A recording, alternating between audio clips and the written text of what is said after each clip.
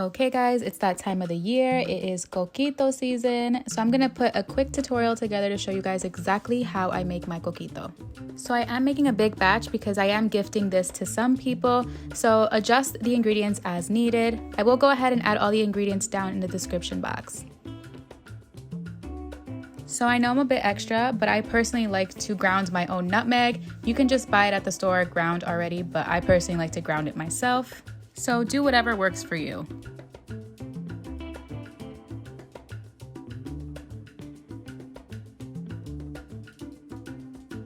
Okay, so we're starting off with this massive jar where we're gonna be adding all the ingredients to. So first we're gonna start off with 3 cans of evaporated milk. I purchased mine at Stop & Shop. So before you actually pour the contents out of your can, make sure you take the time and actually clean your cans. I like to wash my cans because they've been sitting at the store all this time, so, you know, bacteria, it gets gross. Just make sure you clean your cans, guys.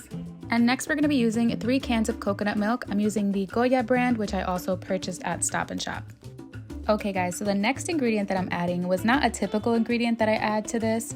I found it at the store and I was like, you know what, let's test it out, and if it comes out trash, I am not posting this video. So the next ingredient is sweetened condensed coconut milk.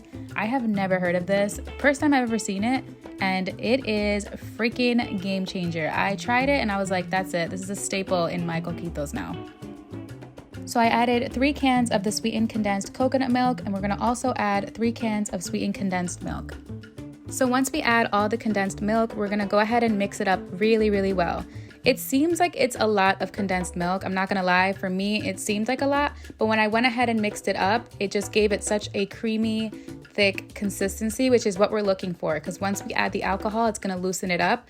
So we want it to be thick, so it's a creamy texture. And next we're gonna go ahead and add the nutmeg. Once we add that in, we're just gonna go ahead and mix it up again.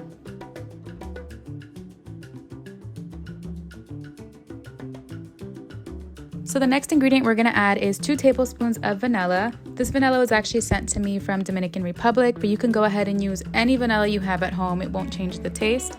So go ahead and add 2 tablespoons of that. And once we add the vanilla, we're gonna go ahead and mix very well. Okay, so this next part is my favorite part, which is when we add in the rum. You can use any rum you desire. I like to use Bacardi because it's just the typical rum that's typically used in Coquito. So I'm not gonna lie, this is gonna be gifted to people who love their Coquito very spicy, just like me. So I'm actually gonna go ahead and add 6 cups of Bacardi. I could have added 7, but I was like, let me just chill out. So I went ahead and added 6 cups. In this part, you add whatever you prefer. It's all dependent on your liking, so do as you please here. Once you've added your desired alcohol, mix well and it is all set. I personally feel that Coquito is best served when it's chilled, so you can go ahead and add it to the fridge, separate it. Whenever you separate, go ahead and add some cinnamon sticks and it is a game changer. I feel like the cinnamon sticks help infuse this drink and it tastes phenomenal. But that's all for this recipe. I hope you guys liked it. Let me know in the comments down below if you're gonna be using it, and I hope you guys all enjoy.